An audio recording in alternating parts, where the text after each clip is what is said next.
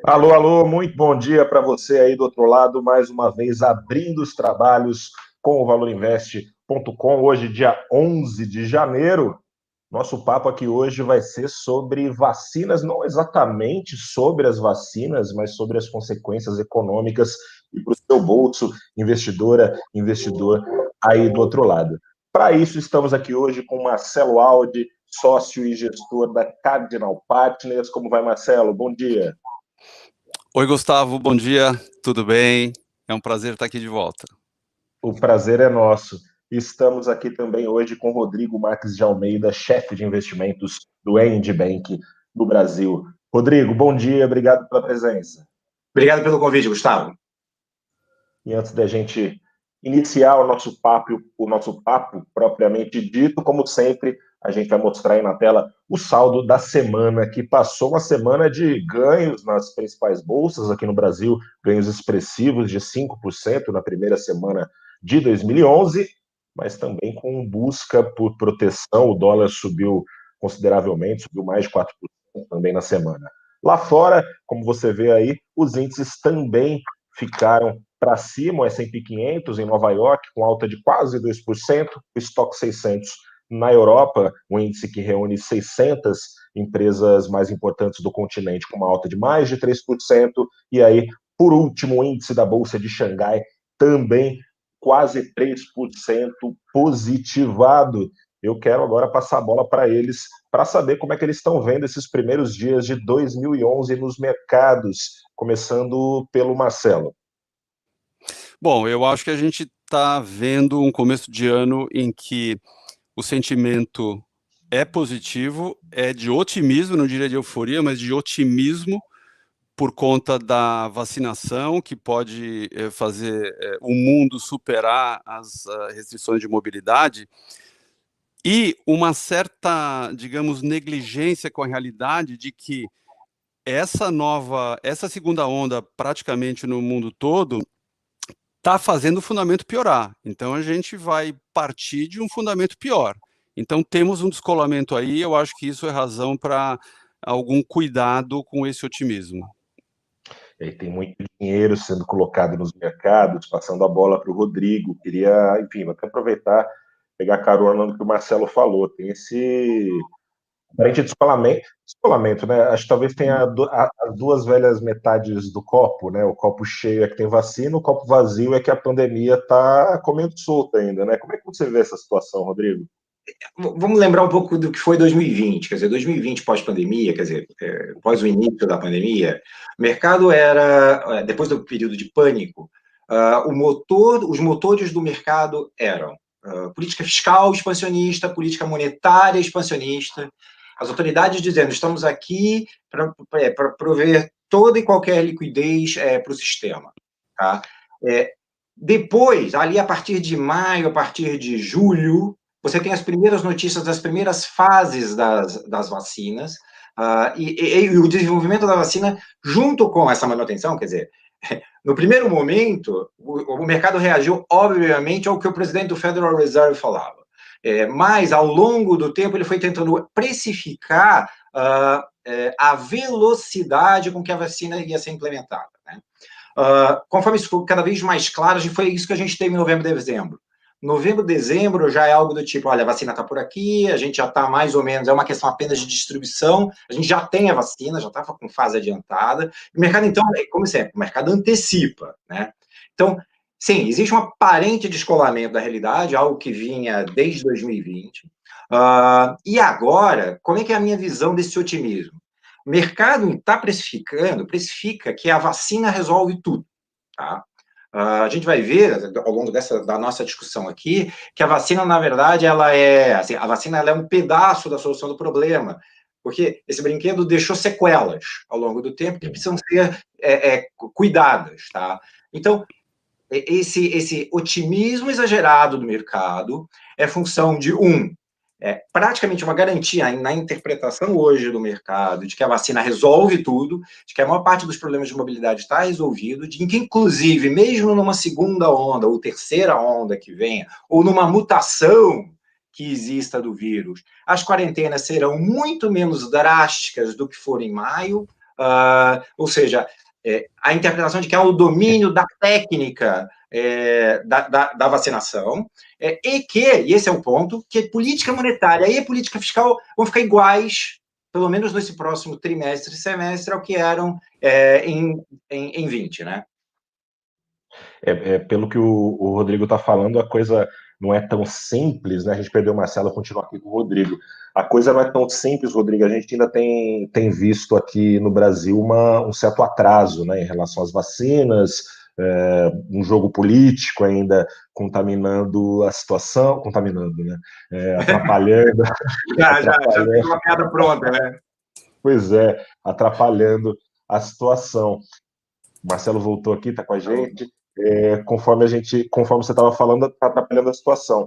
Eu queria, enfim, passando a bola agora para o Marcelo, a gente tem visto essa situação política atrapalhando as coisas, e fora a complexidade do tema, como vinha falando o Rodrigo, aqui no Brasil a gente ainda tem alguma incerteza, embora a vacina tenha sido anunciada na semana passada. A gente viu no fim de semana a Anvisa negando alguns documentos para o registro de pedido emergencial. Eu tô com problema de áudio, estou ouvindo ruído, não entendi a sua pergunta. Eu queria saber de você, eu vou falar aqui devagarzinho para ver se você consegue acompanhar enquanto a gente tenta solucionar. Qual o problema prático para o mercado em relação ao atraso das vacinas? Quais podem ser as consequências para os investidores aqui no Brasil? Bom, se eu entendi corretamente, a pergunta é qual o problema para os mercados de um eventual atraso das vacinas, né? Isso aí. Então, eu acho o seguinte, e deixa eu colocar um pouco de perspectiva de como é que a gente vê o ano, né? Então, a gente vê um ano que tende a começar, em termos de ciclo econômico, tá? Tende a começar fraco, no primeiro trimestre e predominantemente no primeiro semestre, e evoluindo para um segundo semestre que tende a ser potencialmente forte, porque a gente já supostamente vai ter o grosso de vacinação feito nos principais países, e falando especificamente de Brasil, e aí finalmente poderemos chegar no fim das restrições de mobilidade, né? Então esse é o nosso cenário base. Qual é o cuidado? O cuidado é que esse começo provavelmente vai ser piorado, porque a gente, desde o quarto trimestre do ano passado, está tendo novas restrições de mobilidade. Então, por exemplo, as vendas do varejo de Natal foram muito ruins. Janeiro vai ser provavelmente muito ruim. Então, essa base mais fraca pode fazer uma diferença importante, porque imagina um setor como o varejo de vestuário. É um setor em que capital de giro, investimento em capital de giro é muito importante. Então, o timing dessa melhora sendo postergado pode exigir mais investimento em capital de giro, o que significa que a empresa pode 6 meses depois acabar numa situação de alavancagem mais alta. Então, isso significa destruição de valor. Então, o problema de esse ponto de partida ser pior do que o que a gente imaginava 2 meses atrás é um risco de potencial destruição de valor. Então, é a isso que a gente tem que ficar alerta, tá? Agora, vamos lá, eu queria também colocar no contexto, vamos olhar um pouco mais a floresta e menos setores específicos. Claramente, em termos de setores, quanto mais para o fim da cadeia econômica a gente olha, pior está sendo, varejo, serviços. Agora, quero chamar a atenção de que quanto mais para o começo das cadeias, melhor a condição é. Então, por exemplo, o setor de construção vai muito, muito bem. E vai continuar muito bem, porque são ciclos longos e que já começaram, né? Então, a gente tem 2 lados da moeda. Agora, vamos lá, quais são os contrapontos dessa base mais fraca? o setor a cadeia toda de construção vai muito bem. Esse é um ponto muito importante. Um segundo ponto muito importante é o seguinte: o nível de estoque da indústria está em recordes de baixa. Isso é muito bom, porque mesmo se a demanda parar de crescer ou até diminuir um pouquinho, a gente vai ter pelo menos 3 a 5 meses para esse nível de estoque se normalizar. Portanto, existe uma tendência, não diria garantida, mas uma tendência bastante visível de que a indústria vai continuar bem. Um terceiro ponto que eu queria chamar a atenção é o seguinte: ao longo do ano passado, a taxa de poupança subiu muito na economia.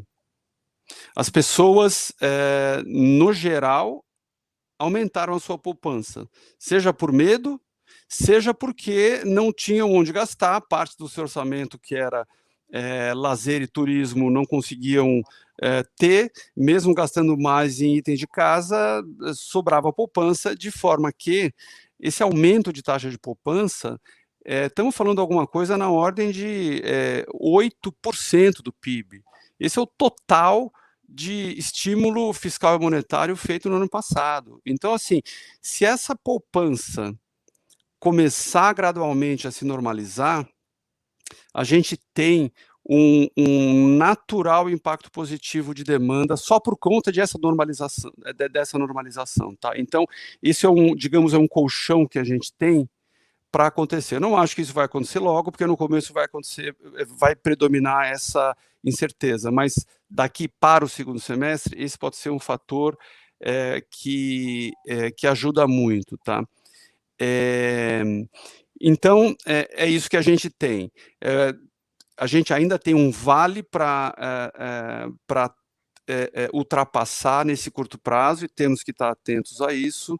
E quanto mais a gente vai tendo evolução da vacinação, se abre espaço para normalização de mobilidade, e aí a gente tem uma combinação das medidas efetivas de mobilidade e o efeito disso em confiança, e aí a gente pode ter um ciclo virtuoso de melhora de confiança com eliminação de mobilidade, e esses colchões aí ajudando para o segundo semestre, né?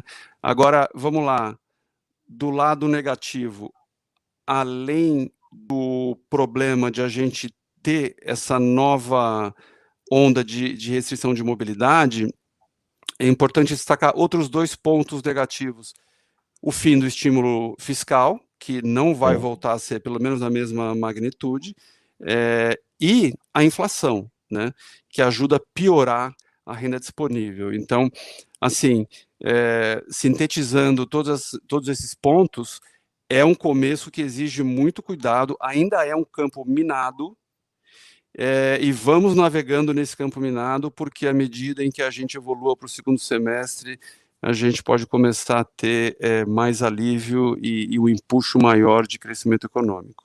Sim.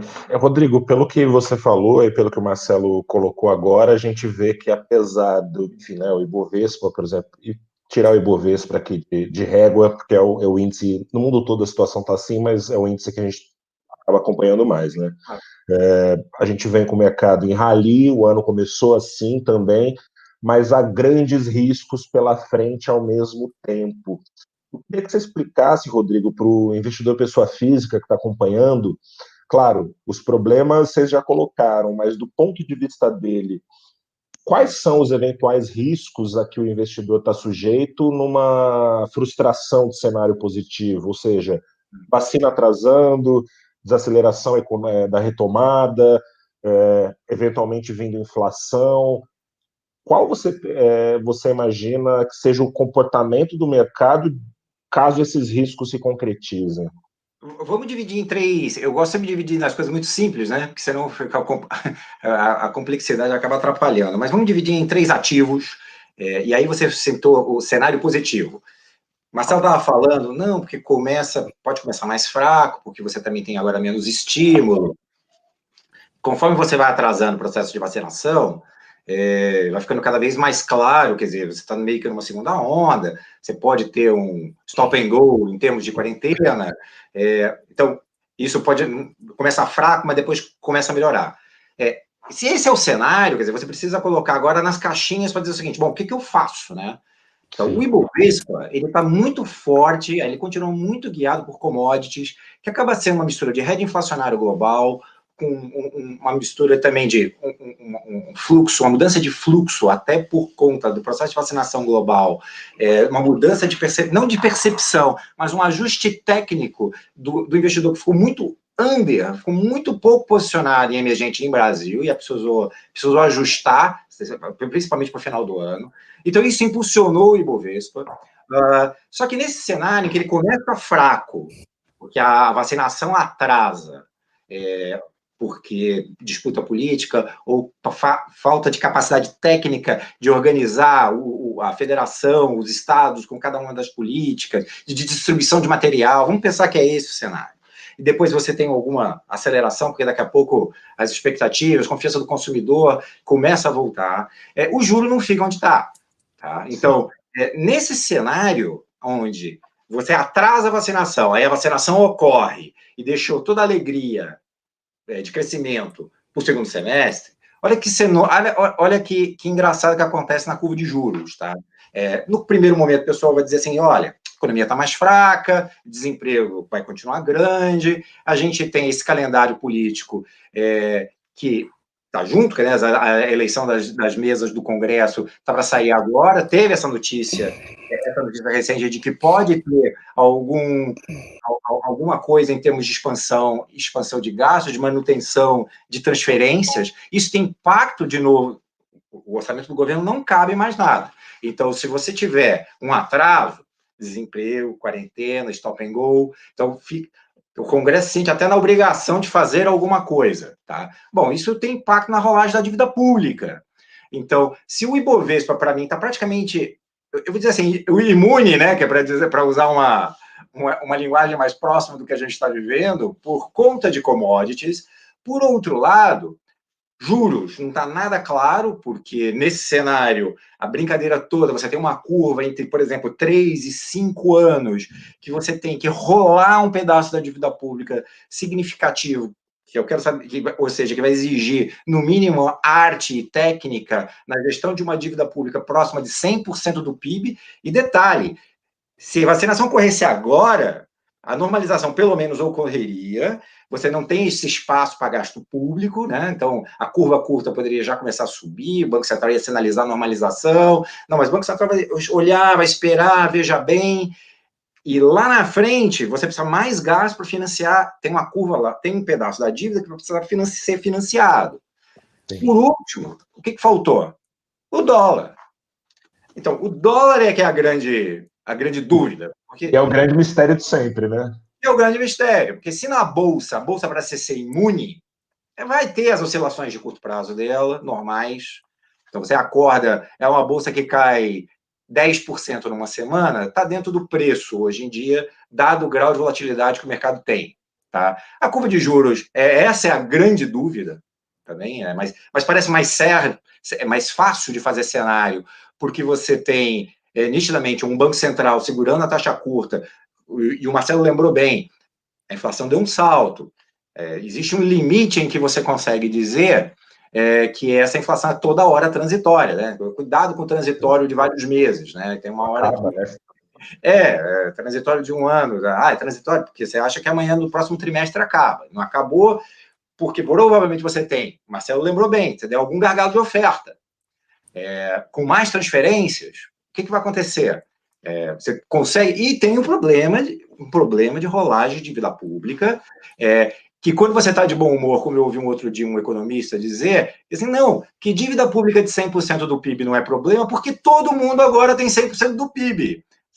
Não é bem assim, não é assim. É que nem aquela... Sabe quando a mãe da gente fala, não, você não é todo mundo? A gente não é todo mundo, né? O Brasil não é os Estados Unidos, né? Não, tem uma série... E por último, que para o investidor olhar, é o dólar. Tá? É óbvio que sempre tem aquela receita do tipo, não, se o Brasil fizer tudo direito, se o Brasil fizer as reformas, então o dólar cairá para baixo de 5.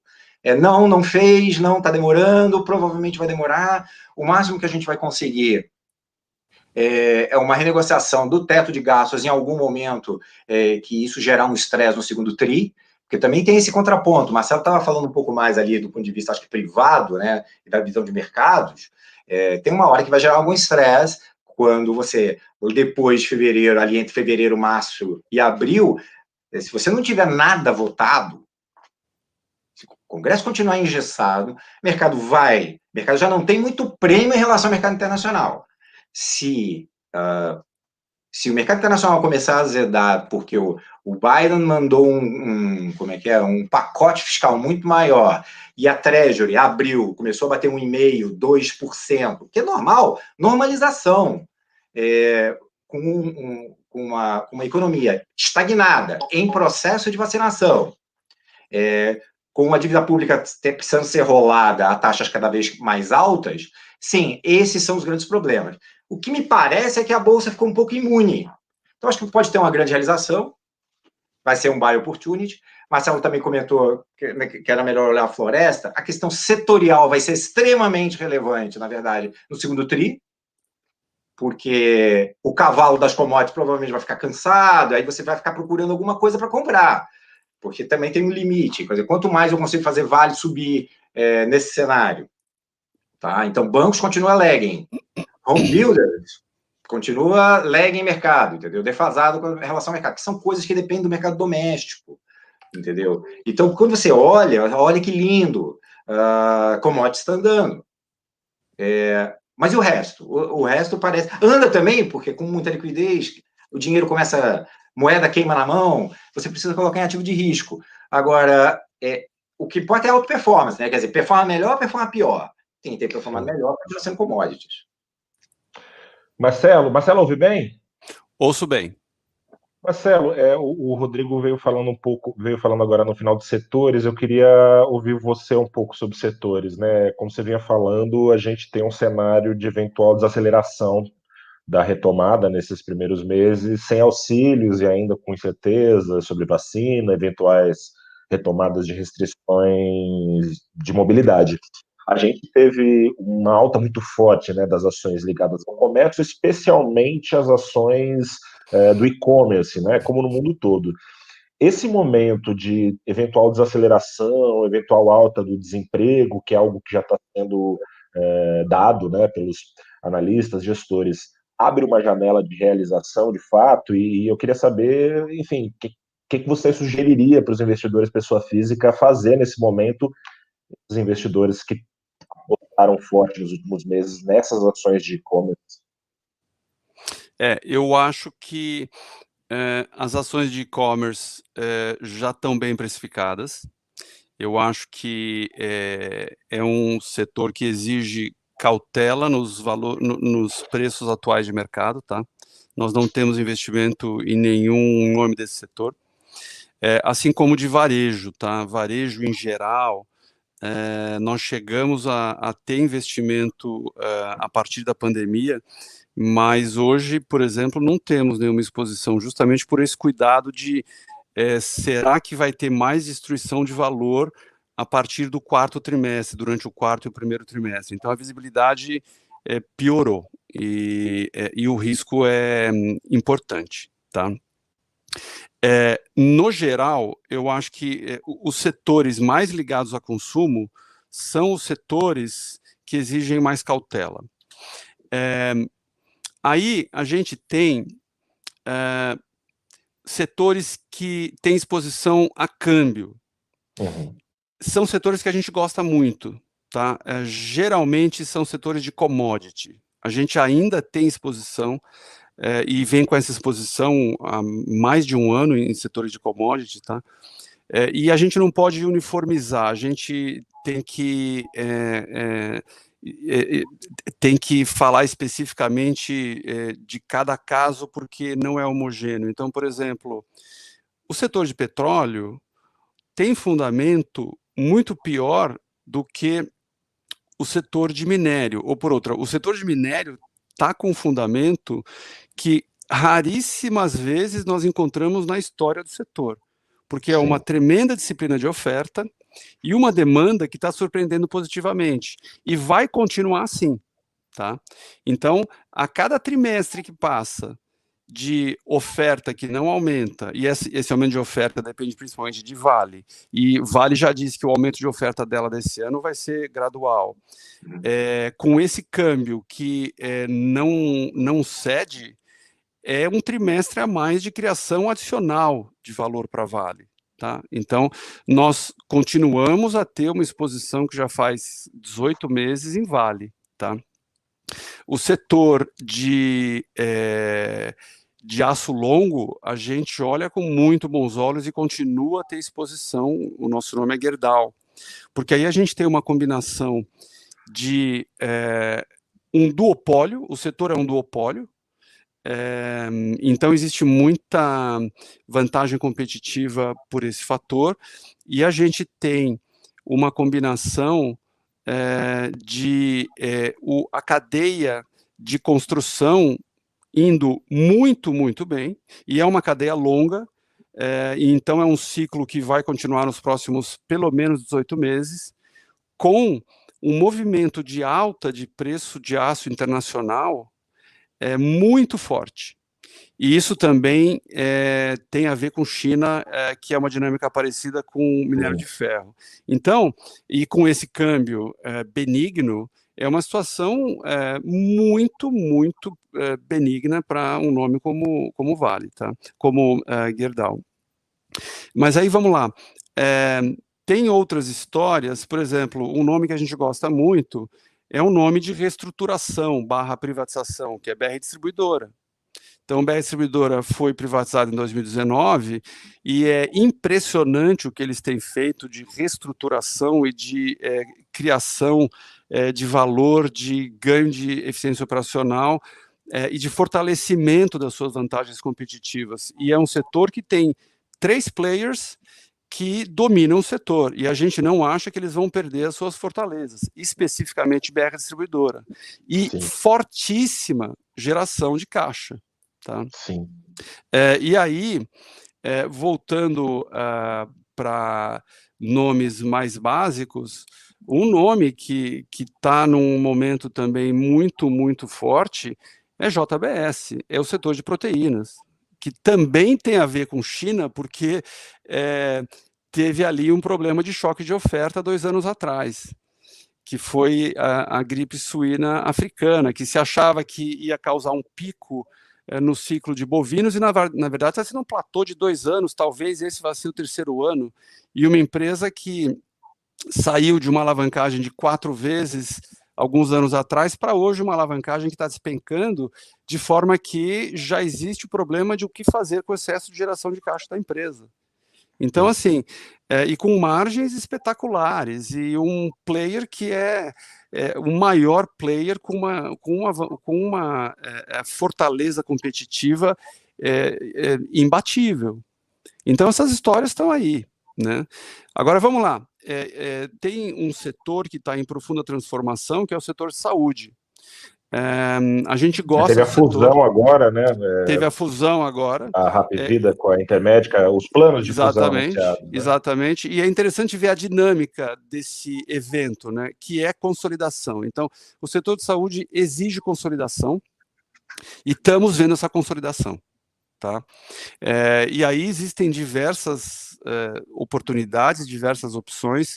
O nome que a gente gosta é Qualicorp, porque é um nome que mudou o controle e tem como um acionista relevante ali Redditor, que é um dos consolidadores, e a empresa entrou agora uma outra empresa do que era antes, com o controlador, com o Júnior, o controlador anterior.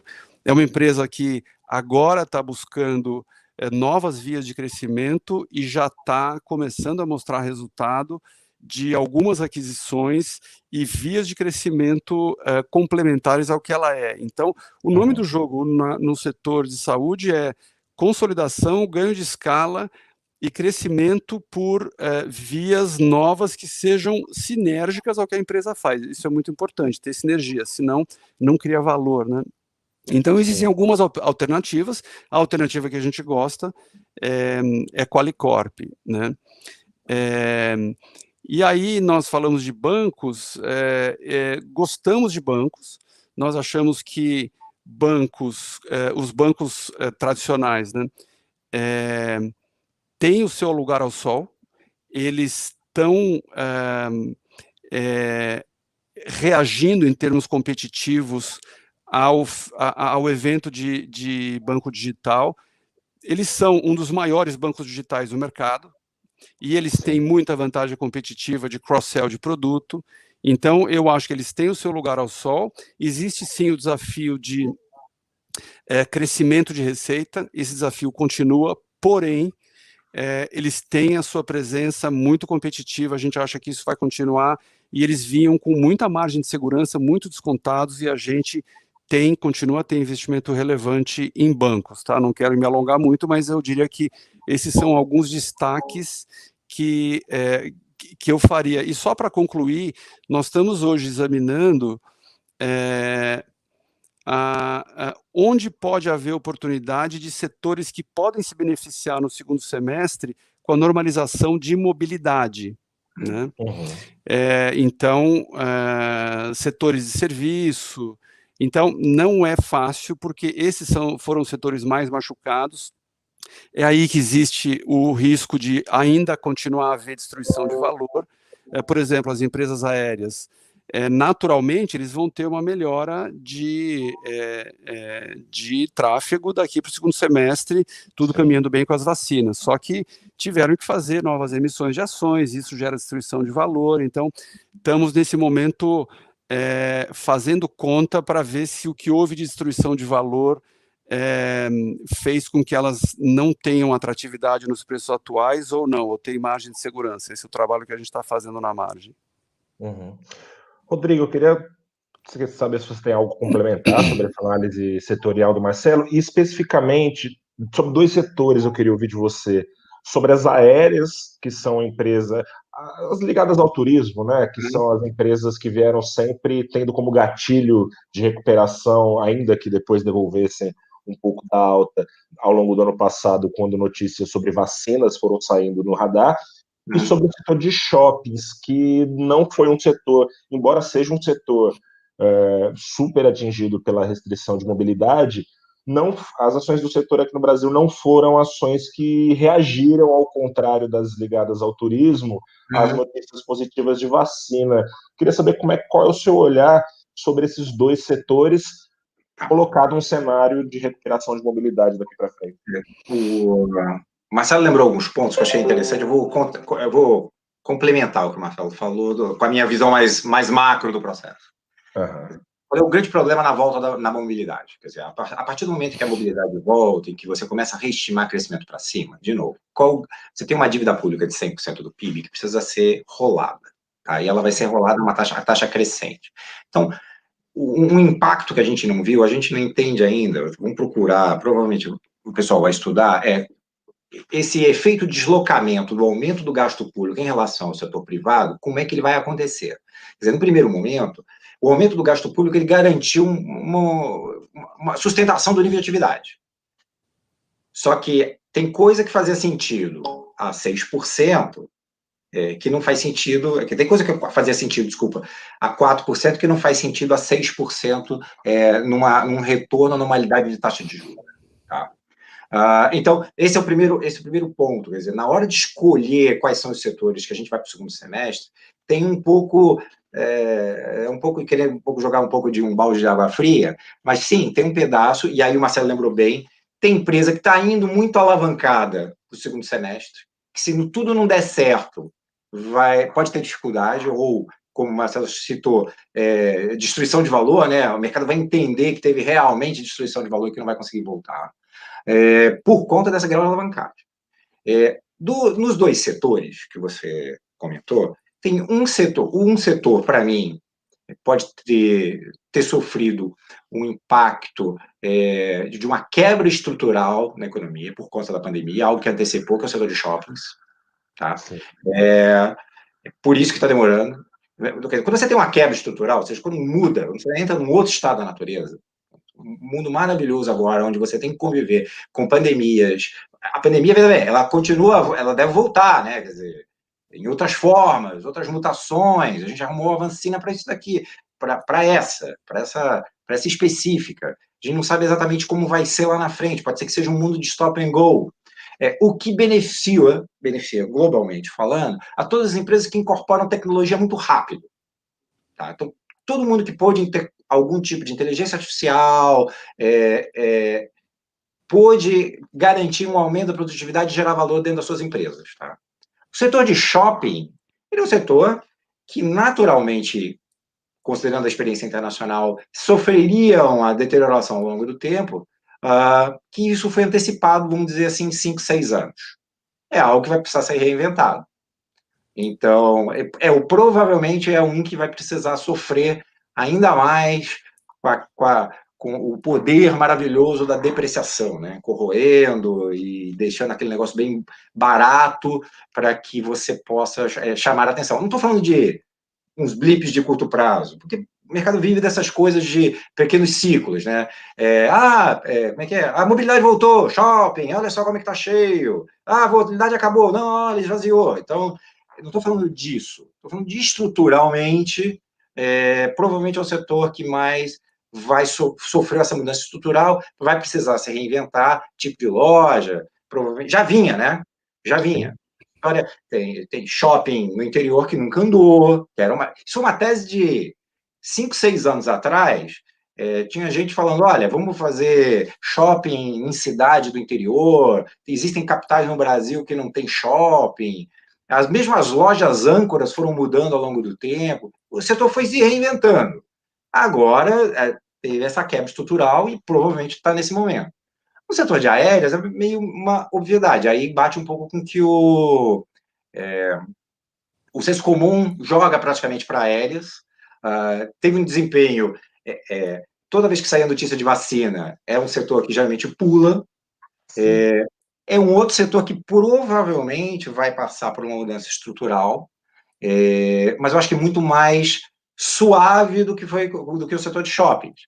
E aí eu chamo a atenção por um ponto que começa a me chamar um pouco mais de atenção no caso específico, mas não necessariamente de ações, de operações que têm negociação em bolsa, mas de um setor aéreo especificamente, que existe um fato que os eventos da década passada geraram uma infraestrutura aeroportuária significativamente boa. E essa estrutura aeroportuária, tem várias utilidades, ela pode ser melhor utilizada, inclusive do ponto de vista do deslocamento de cargas. Então, é algo a se ver como é que, de novo, o setor vai se reinventar. É óbvio que no primeiro momento, no segundo semestre, conforme vai melhorando a demanda natural pelo serviço, deve ter alguma coisa que está represada, você tem uma volta natural. Mas minha visão é que muitas dessas empresas vão diversificar ainda mais as suas linhas de negócio. Eu acho que isso que é uma coisa que eu vou querer ver. Quer dizer, se esse setor especificamente vai diversificar linhas de negócio quando você tem a infraestrutura pronta. Sim. Tá? Não vai dar para ficar parado, né, esperando só a crise passar. Os setores vão ter que se movimentar, enfim, diversificar mesmo as operações, como você está falando. Passando a bola para o Marcelo, ele falou sobre China, né? E a China, a economia da China é sempre um caso à parte, e nessa crise, de novo, é um caso à parte, né? A gente, ao menos oficialmente, a gente olha para os dados, por exemplo, das curvas da Covid-19, já há meses e meses e meses e meses, os casos estão na casa dos 2 dígitos por dia. É um caso totalmente à parte. A atividade da economia da China já no patamar pré-crise. O quão o investidor de Ibovespa, das grandes empresas do Brasil, depende dessa recuperação chinesa, e o quão você considera que a China vai, de fato, encurtar esse espaço diferencial, por exemplo, em relação aos Estados Unidos, de crescimento, por causa da Covid, Marcelo? Eu acho que tivemos a sorte de que a China passou muito bem pelo ano passado e está aqui onde está, porque se a gente não tivesse China crescendo do jeito que está e resiliente do jeito que está, o mundo estaria gravemente pior e o Brasil também. Então, o Brasil, particularmente, se beneficia muito da China. E isso tem sido um fator de alívio. Então, se a gente olha o câmbio, por exemplo, hoje temos o problema da inflação. O problema de inflação teve a ver com o choque de câmbio que a gente viveu no ano passado. E o que tem acontecido é uma substancial melhora de balanço de pagamentos, em boa parte por conta de China, por conta do agribusiness e de commodities que são relevantes no Brasil, são relevantes para balança comercial. Então, sim, China. E além disso, a gente tem empresas que têm exposição grande à China, como, além de uma empresa como Vale, uma empresa como JBS, né? E o setor de proteínas como um todo no Brasil, né? BRF também, etc. Então, China é importante, é relevante, e se China não tivesse tão bem, tudo seria muito pior, né? E graças a essa melhora de balanço de pagamentos, eu tenho uma visão bem mais otimista com o câmbio do que a média do mercado. Eu acho que essa taxa de câmbio vai despencar. A gente vai voltar a ver o câmbio a 4,5, porque a melhora de balanço de pagamentos é muito, muito grande. Nas nossas premissas, nós não trabalhamos com taxa média de câmbio acima de 5. A gente trabalha com taxa de câmbio entre 4 e 4,5. E isso em que horizonte, Marcelo, de tempo? Num horizonte de 1 a 2 anos, vai. A gente não... O nosso foco não é de curto prazo, é de longo prazo, então o que importa para a gente é a direção e não o preço em certo momento no tempo, né? Mas eu acho que isso vai recuar, e eu acho que isso vai trazer um alívio para a inflação, um alívio geral, né? E para as empresas exportadoras, elas estão tão bem que uma valorização de 10% do câmbio é um impacto negativo pequeno perto da dinâmica de algumas dessas commodities, né? Então, acho que é um ajuste normal que acontece, mas quero reiterar que se a gente está falando numa melhora tão significativa de balanço de pagamentos que tem acontecido nos últimos 12 meses, isso está ligado à China. Se não fosse a China, a gente não teria uma melhora tão relevante assim. Então, essa é a realidade. Queria passar o mesmo tema para o Rodrigo, a gente e acrescentar uma outra camada, né? A gente tem a China apresentando essas taxas já de recuperação muito positivas e uma mudança de governo nos Estados Unidos com Joe Biden, sucedendo um governo que foi de grande ruído com a China, né? O governo do Donald Trump. Você, Rodrigo, prevê que tipo de relações daqui para frente entre China e Estados Unidos e que tipo de impactos no mercado nesses próximos anos? Tá, então eu vou aproveitar e fazer a primeira parte, que é complementar um pouco o que o Marcelo falou, e aí eu sigo para esse tema. Sim, fato. O Brasil é um país exportador de commodities. A situação melhora, situação econômica, a margem de manobra que o governo tem, inclusive, para flexibilizar gasto público, para que as coisas deem errado, elas são extremamente dependentes do ciclo de commodities, e aí China acaba sendo relevante. Tá? Então, o Brasil hoje ele começa a oscilar por conta de China, que é basicamente por conta de commodities. No caso americano, que foi sempre nosso parceiro há 30 anos atrás, no caso dos Estados Unidos, ele vive um ciclo longo de tecnologia.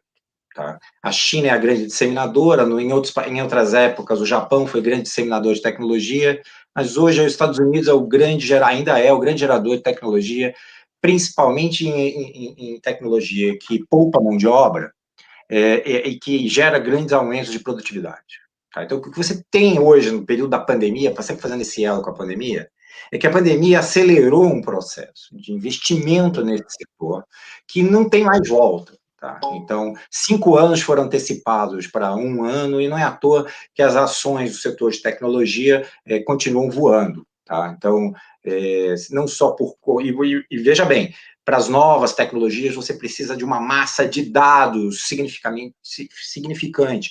Você precisa trabalhar com muito dado, e é esse brinquedo que continua movimentando, e deve continuar movimentando os Estados Unidos. Tá? O Brasil tem um desempenho histórico na presença de um ciclo longo de tecnologia, isso aconteceu no passado, é um desempenho muito ruim.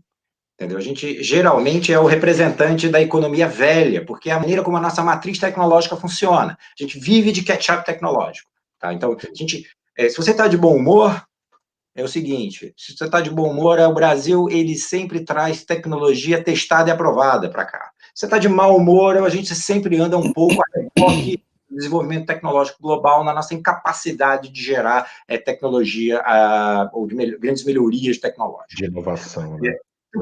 Quem que ganha na economia brasileira? Quem é capaz de incorporar essas tecnologias novas de forma muito rápida. Aí você tem um outro setor que domina quase tudo, que hoje é dependente de China, que é ligado à commodity, que vamos dizer assim, é a matriz antiga. Por isso que a gente anda bem, entendeu? Então, antigamente, quando eu falo antigamente, é na década de 50, né, que se dizia que éramos exportador de sobremesas, né, porque vivíamos por conta do ciclo da cana e do café.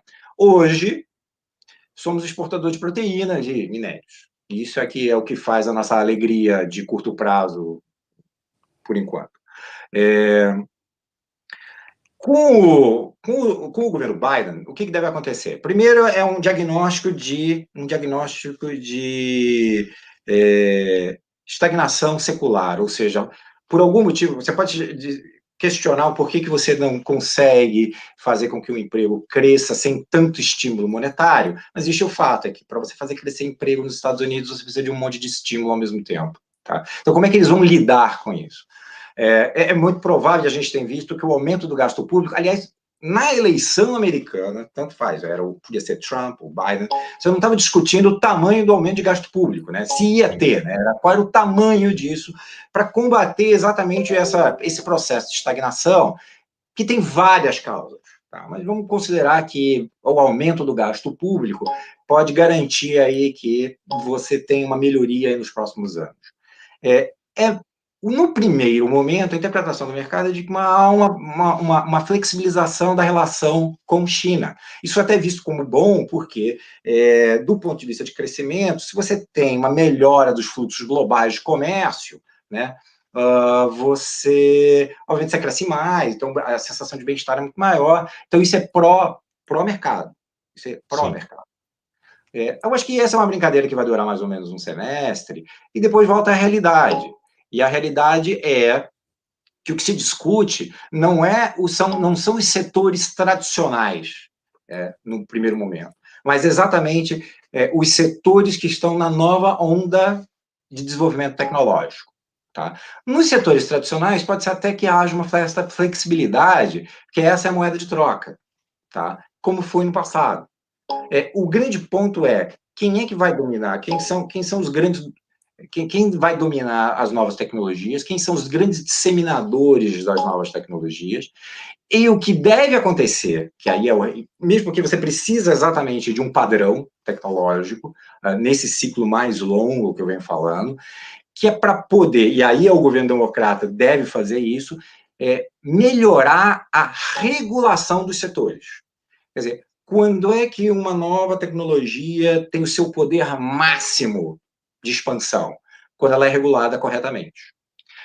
Porque se não é regulada, no primeiro momento, obviamente cresce, obviamente todo mundo, os setores, as empresas vão entrando, você tem um processo de destruição criadora, mas quando você regula, e essa é a grande tacada agora do governo Biden no setor de tecnologia, quando você entra e regula corretamente, você tira a incerteza jurídica, e aí sim você tem o auge da aplicação dessas novas tecnologias. Isso é bom para o Brasil? Isso é bom para a China, que é um grande disseminador de tecnologia. Isso não é tão bom para o Brasil, porque a capacidade de incorporação de tecnologia no Brasil ainda é meio capenga, entendeu? Foi no passado. Não é a morte total, mas você vai ficar vivendo de ciclos de curto prazo dessas commodities que a gente exporta. Então, não é à toa que a gente gastou a maior parte do tempo na análise setorial falando do quê? De commodities. Sim. Não tem grande tema assim, desse novo ciclo que vai chegando. Só para complementar, qual é o grande ponto?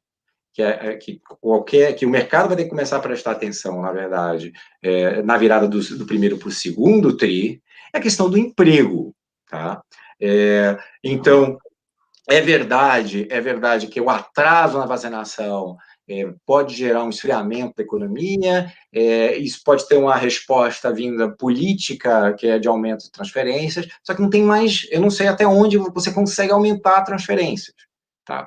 Então, é muito provável que, inclusive, é muito gozado. Quer dizer, pode ser que um pedaço do mercado diga, olha só, subiu porque agora o governo melhorou o cheque, voltou com o cheque. E o mercado de dívida pública, a taxa de juros, olhando assim, não, peraí, você não está entendendo. Uma hora essa conta vai ter que ser paga, e as curvas rumando, pegam 10 anos de Brasil pré-fixado, batendo 9, 9,5, num eventual choque que pode ocorrer. Quer dizer, hoje, todo mundo, se você olhar, o balanço de riscos ainda é muito pró-tomar risco. Tá?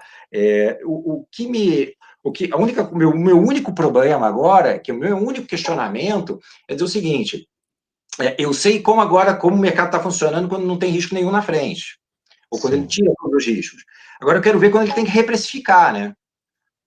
Então, podia ser mais suave. Quando você tinha uma dívida pública de 50% a 60% do PIB, reprecificações de risco ocorrem de forma mais suave nos mercados. Quando você tem uma dívida pública de 100% de PIB, empresas rumando para o segundo semestre, extremamente alavancadas, qualquer coisa que saia aí do desenho é feito de uma forma mais volátil, para usar um eufemismo que o mercado gosta, né? Então, só para concluir, então, eu vejo, no primeiro momento, o mercado comprando, em relação com China, uma flexibilização, uma melhoria do comércio internacional, agora uma série de barreiras, porque vai necessariamente dar um tom novo na negociação, mas no final da história, tudo bem, vai ser uma negociação tão dura quanto foi com o Trump, porque você está endereçando questões de longo prazo que não devem mudar. Eu acho que muda pouco de conteúdo, mas muda muito a forma. A diplomacia muda, né? Assim, ou haverá diplomacia, né, daqui para frente. Está se encaminhando já para o final do programa. Eu quero passar a bola para vocês dois, já agradecendo a presença aqui, tanto do Marcelo quanto do Rodrigo.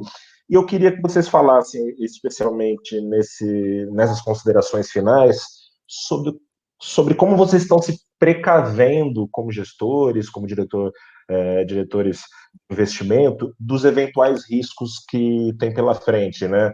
A gente, enfim, teve uma injeção muito forte de investidores pessoa física ao longo da crise na Bolsa Brasileira, muita gente surfando nesse rally todo, mas os riscos, como vocês estão colocando, estão aí, né?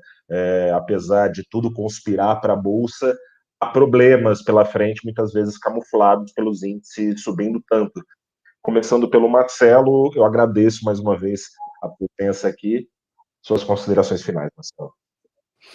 Olha, Gustavo, eu acho que a melhor maneira de se precaver contra os riscos todos que a gente conversou aqui é manter a disciplina no nosso processo de investimento e não se deixar levar pelo que acontece no curto prazo, especialmente quando acontecem rallies muito fortes e exagerados.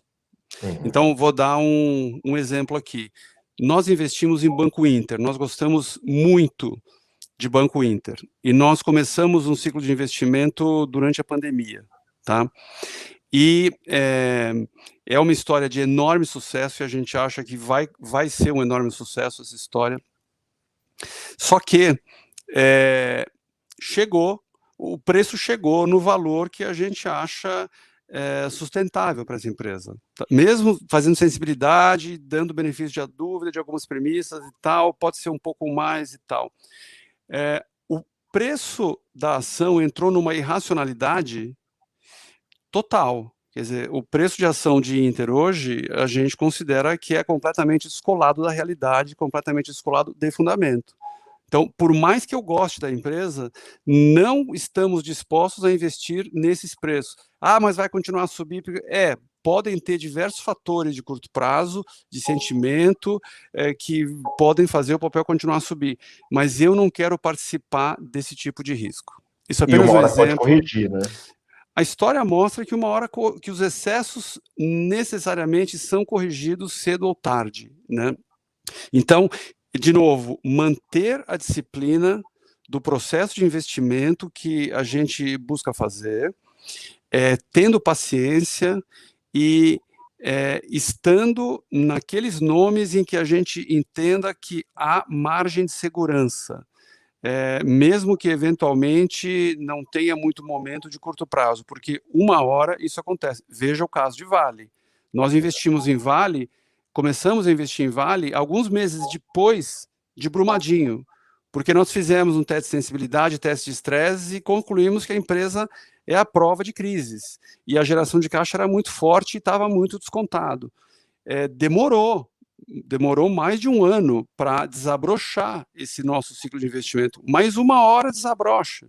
Então, essa é a lição, essa reflexão fundamental que eu gostaria de deixar, escolher um caminho a seguir de processo de investimento e manter essa disciplina. Então, eu gostaria de deixar essa mensagem e agradecer a você pelo convite e foi um prazer ter participado aqui mais uma vez desse bate-papo.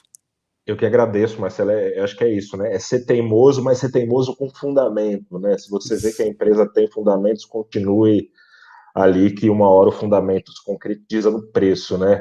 Rodrigo, Sim. passando a bola para você, agradeço também sua presença aqui mais uma vez.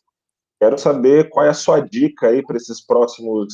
É isso, né? Estruturalmente é tudo muito favorável ao risco, como você vinha falando, mas é risco, né? Tem riscos.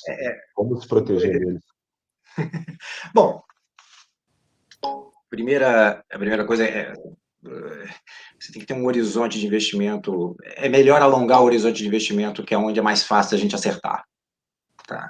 Então, porque obviamente, desvios de curto prazo você sempre terá. Então, o cenário base hoje um horizonte mais longo, é que o mundo passa por um processo de desenvolvimento tecnológico parecido com outras ondas, principalmente pós-Segunda Guerra Mundial, onde você tem incorporação de novas tecnologias e agora de uma forma muito rápida. Tá?